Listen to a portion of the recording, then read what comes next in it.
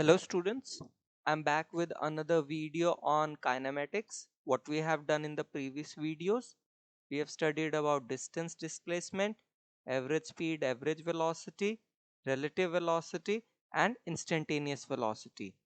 Now in this video, we will learn how to derive the equations of motion by calculus method, the distance traveled by an object in nth second and Galileo's law of odd numbers.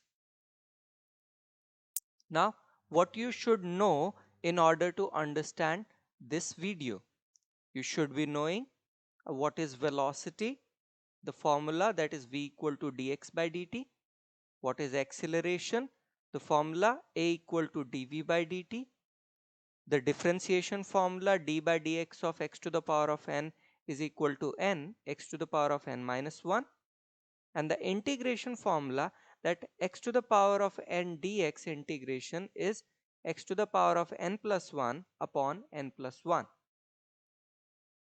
Let us start the derivation of equations of motion by calculus method.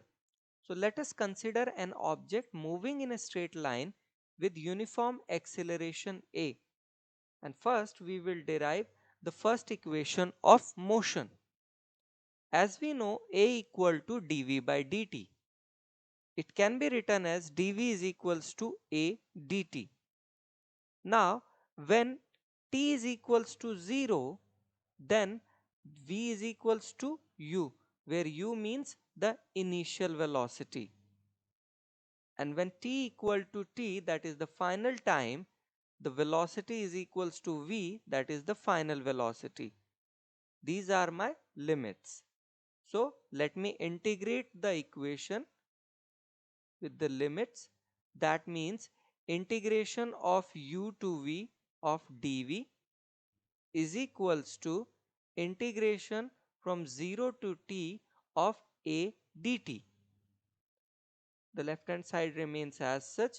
From the right hand side, a is taken out of integration because it is uniform. Now, the integration of dv is v, because v to the power of dv integrated will give v to the power of 0 plus 1 upon 0 plus 1, that is v, is equal to a, and the integration of dt is t. This is again explained in the same manner in which the integration of dv is explained. Now we will put the limits, that is in this place first put the upper limit, then minus, and then put the lower limit. So this becomes v minus u is equals to a t minus 0. That is v minus u is equals to at, or v is equals to u plus at. This is the first equation of motion derived. Let us move to the equation. Now for the second equation of motion, we know v equal to dx by dt. It can be written as dx is equal to v dt. Dx is equal to u plus at dt, where we have put the value of v is equal to u plus at in place of v. So this can be written as dx is equal to u dt plus at dt. Now when t is equals to 0, that is the initial time, x equal to x naught, where x naught is the initial position, and when t is equals to t, x is equals to x, that is the final position. Now we will integrate both the sides. So integration of dx from the limits x naught to x is equals to integration of dt from the limits 0 to t, u is taken out because u is constant here, plus a comes out, and integration of t dt within limits 0 to t. The integration of dx is x. This is the reason for that, just as what we did in the last derivation of first equation. The integration of dt is t, and the integration of t dt is t square by 2. How I got this? Here t dt, so it becomes t to the power of 1 plus 1 upon 1 plus 1, that is t square by 2. Now we will put the upper limit minus lower limit, so x minus x naught is equals to u t minus 0 plus a t square by 2 minus 0 square by 2. X minus x naught is s is equals to ut plus at square by 2, that is s is equals to ut plus half at square. Let us move to the third equation of motion. We know a equal to dv by dt. Now we are multiplying and dividing by dx on the right hand side. Let us rearrange it. So dx by dt into dv by dx. This can be written as a equal to v dv upon dx, where v is dx by dt. Or it can be written as v dv is equals to a dx. When x is x naught, the initial velocity is u, and when x is x, the final velocity is v. Now we will integrate the equation v dv equal to a dx. Now v dv is integrated within the limits u to v, and dx is integrated within the limits x naught to x. A is taken out because a is constant. The integration of v dv is v square by 2, because v dv is equal to v to the power of 1 plus 1 upon 1 plus 1, and the integration of dx is x. Then we will put the upper limit, that is v square by 2, minus the lower limit, that is u square by 2, is equals to a x minus x naught. Again the upper limit minus lower limit thing is done. So this is v square minus u square upon 2 is equals to as, or v square minus u square is equals to 2as. We have derived the three equations of motion. Now let us find the distance covered in nth second.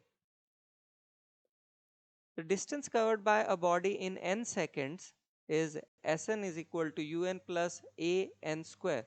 Here we have taken n as time. So instead of t, we are using n. Now what is the distance traveled by a body in n minus 1 seconds? It is u n minus 1 plus half a n minus 1 whole square. Here t is equals to n minus 1 seconds. This can be written as un minus u plus half a n square plus 1 minus 2n. So what is the distance covered in the nth second? It is Sn minus Sn minus 1. Now let us put the values of Sn and Sn minus 1. Solve it. And what we get? We get d nth is equal to u plus half a 2n minus 1. This is the distance covered by a body in the nth second.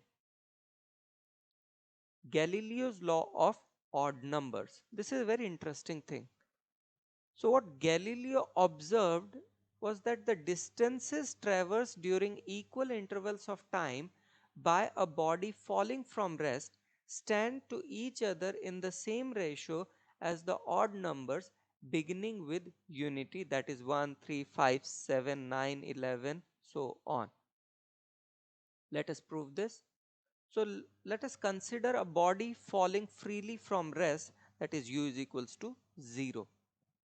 And let the time be divided into many equal intervals t each. Now let's use the second equation of motion, which is s is equal to ut plus half at square. So s is equal to 0 into t plus half gt square, that gives s is equals to half gt square. Now let us tabulate the thing. So when t is 0, S0 is equal to half into g into 0 square is 0. So the distance traveled in terms of S is 0. Let's take t. So st is equal to half gt square, and in terms of s it is s. In terms of this s we have written s because half gt square is s. Now if I subtract 0 from s, I will get s. So distance traveled in successive intervals is s, and the ratio is 1. Let's move to the next 2t. Instead of t, let us put 2t. So this becomes 4 into half gt square, that is 4s. Now again 4s minus s is 3s, and the ratio is 3. Now let us take t is equal to 3t. On solving, I get 9 into 1 by 2 gt square, that is 9s. And if I again subtract 9s minus 4s, because I have to find in successive intervals, so this will come out as 5s, and the ratio is 5. So we have seen that the ratio of distance traversed is an odd number ratio, that is 1 is to 3 is to 5 and so on. If I keep on repeating, instead of 3, if I take 4, it will come out as 7 and so on. Now let us consider some very important points regarding the equations of motion. These are the three equations. The first point is, if a body starts from rest or if it is dropped from a height, take the initial velocity, that is u, is equals to 0. If a body comes to rest, take the final velocity, that is v, is equals to 0. If brakes are applied or if the body is coming to rest, acceleration is negative.